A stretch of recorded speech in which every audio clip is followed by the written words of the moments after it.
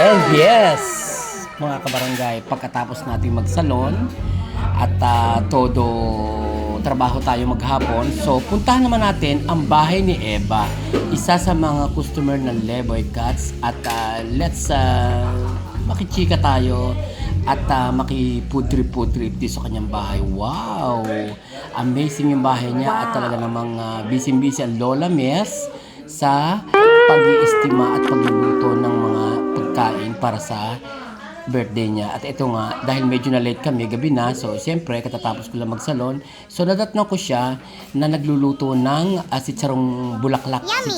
What we call this, bulaklak or sitsarong bulaklak or whatever. Ayan, basta piniprito niya yung sitsarong bulaklak na alam daw niya man niya na pag isinausaw ito sa suka ay paborito ng lahat at paborito ng mga bisita. Ayan, so ang mga tropa, siyempre makasama natin yung sa ating sanggunian.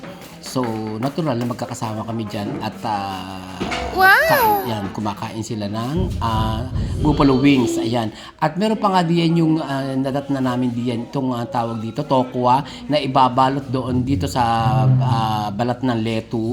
And then, parang sangyup, something like that. You know what we call this, sangyup. At tuloy naman ang pagpilito ni Eva ng sitsarong bulaklak. And then, pag malutong na yan, isasaw-saw mo naman yan sa suka na may konting asin, and then may konting sili para pakagat ng konti. At talaga namang nakita rin natin dyan ang ating PDA President, si Tommy, at yung kanyang Diyosawa na namamaalam na, ang sabi ko pa nga, isang kay pa.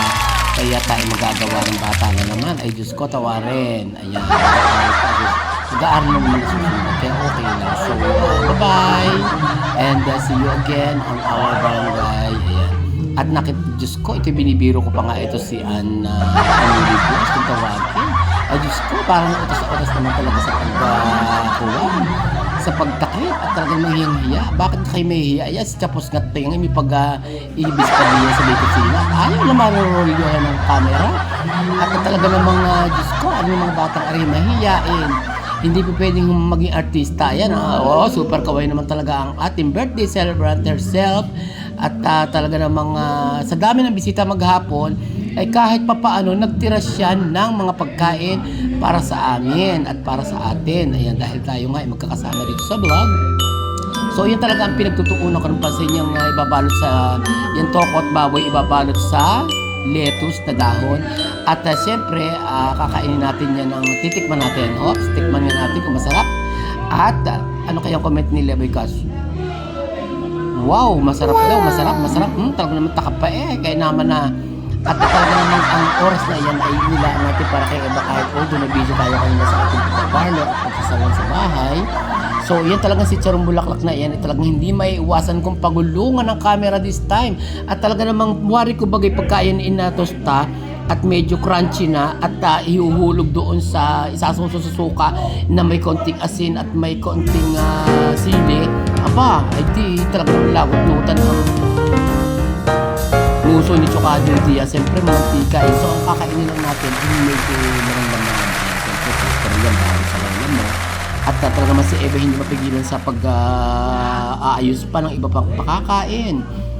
At yan nga, puntahan na nga natin sa labas yung mga food trip na inihayin. At talaga naman kahit gabi na, marami pa rin handa. At talaga naman kainaman na. At yan nga, hindi napigilan ang kasama natin na kumain ng what we call this. Basta yung kanina, binanggit ko na, nakalimutan ko na lang kung ano.